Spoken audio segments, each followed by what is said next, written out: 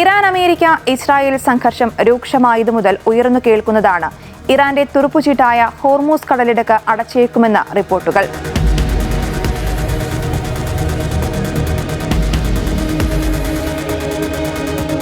അമേരിക്കയും ഇസ്രായേലും ഇറാന് നേരെ നടത്തുന്ന ആക്രമണങ്ങളിൽ ഇറാന്റെ പരമോന്നത നേതാവ് ആയത്തുള്ള അലി ഖമനേയി കൊല്ലപ്പെട്ടതിന് പിന്നാലെ കനത്ത തിരിച്ചടിയാണ് ഇറാന്റെ ഭാഗത്തു നിന്നും ഉണ്ടാകുന്നത്. ഈ സാഹചര്യത്തിലാണ് ഹോർമൂസ് കടലിടുക്കും പ്രശ്നബാധിതമാകുന്നത്.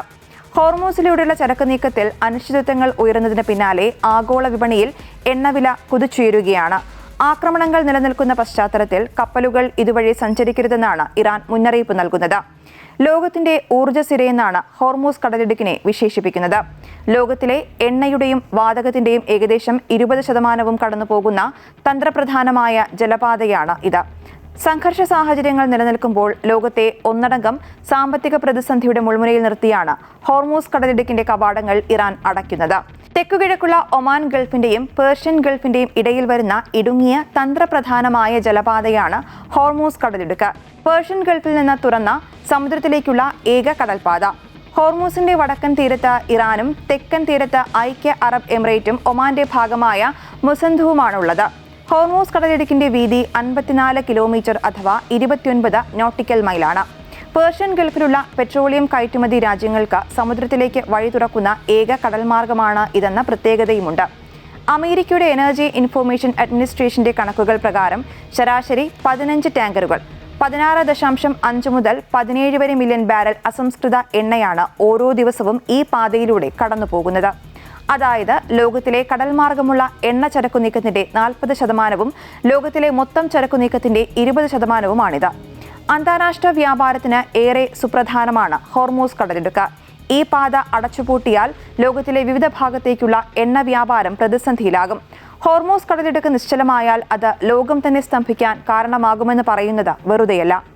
ലോകത്തിന്റെ സാമ്പത്തിക ഭദ്രതയെ മുഴുവൻ പിടിച്ചുടയ്ക്കുന്ന വലിയ ആഗോള പ്രതിസന്ധിയാണ് ഇതിലൂടെ സൃഷ്ടിക്കപ്പെടുന്നത്.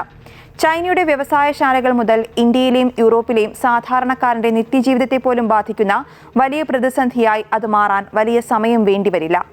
ഹോർമൂസ് ഉപരോധം അനിശ്ചിതമായി തുടർന്നു പോയാൽ അത് ലോകം കെട്ടിപ്പടുത്ത സാമ്പത്തിക ക്രമത്തിന്റെ സമ്പൂർണ്ണ തകർച്ചയ്ക്ക് കാരണമാകും.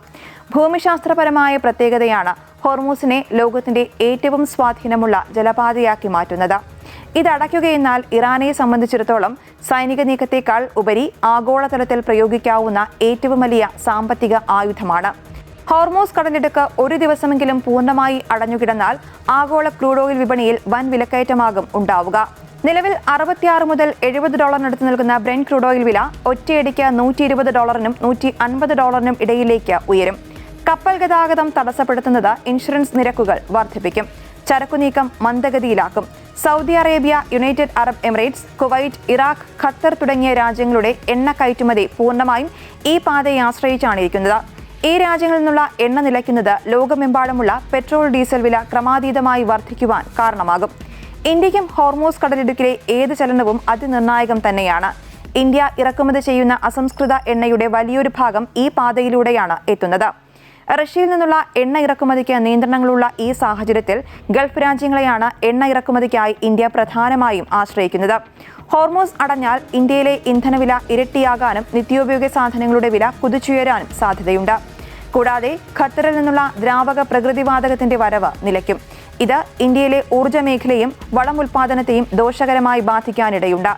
എണ്ണയേക്കാൾ ഉപരി ദ്രാവക പ്രകൃതിവാതകത്തിന്റെ വിതരണത്തിലും ഹോർമൂസ് കടലിടുക്ക് നിർണായകമാണ്. ലോകത്തിലെ LNG വ്യാപാരത്തിന്റെ 20% ഈ പാതയിലൂടെയാണ് എത്തുന്നത്. പ്രത്യേകിച്ചും ഖത്തറിൽ നിന്നുള്ള ഗ്യാസ് വിതരണം തടസ്സപ്പെട്ടാൽ യൂറോപ്പിലെ ഗ്യാസ് വില 3 ഇരട്ടിയായി വർദ്ധിക്കും. ഈ പാതയിലൂടെ ഇനിയൊരു കപ്പലിനെ പോലും കടത്തിവിടില്ല എന്നതാണ് IRGCയുടെ പ്രഖ്യാപനം. ഇത് വെറുമൊരു ഭീഷണിക്കപ്പുറം അമേരിക്കൻ സൈനികാധിപത്യത്തിന് മേൽ ഇറാൻ നടത്തുന്ന മാരകമായ പ്രഹരമാണ്. ആഗോള എണ്ണ വിപണിയെയും സാമ്പത്തിക ക്രമത്തെയും നിമിഷങ്ങൾക്കുള്ളിൽ തകിടം മറിക്കാൻ ശേഷിയുള്ള ഈ നീക്കം അമേരിക്കയുടെ സർവാധിപത്യത്തിനേറ്റ ഏറ്റവും വലിയ തിരിച്ചടിയായി മാറുകയാണ്. ഇറാൻ ഈ ജലപാത അടയ്ക്കുന്നത് സ്വന്തം സമ്പദ്വ്യവസ്ഥയെയും ബാധിക്കും എന്നതിൽ സംശയമില്ല. ഇറാന്റെ പ്രധാന എണ്ണ ഉപഭോക്താവായ ചൈനയിലേക്കുള്ള എണ്ണ നീക്കവും ഇതോടെ തടസ്സപ്പെടും. എങ്കിലും അമേരിക്കയിൽ നിന്നും ഇസ്രായേലിൽ നിന്നുമുള്ള ആക്രമണങ്ങളെ പ്രതിരോധിക്കാൻ ഇറാൻ ഈ തീവ്രമായ നിലപാട് സ്വീകരിച്ചാൽ ഒരു മൂന്നാം ലോക മഹായുദ്ധത്തിലേക്ക് വരെ കാര്യങ്ങളെ എത്തിച്ചേക്കാം.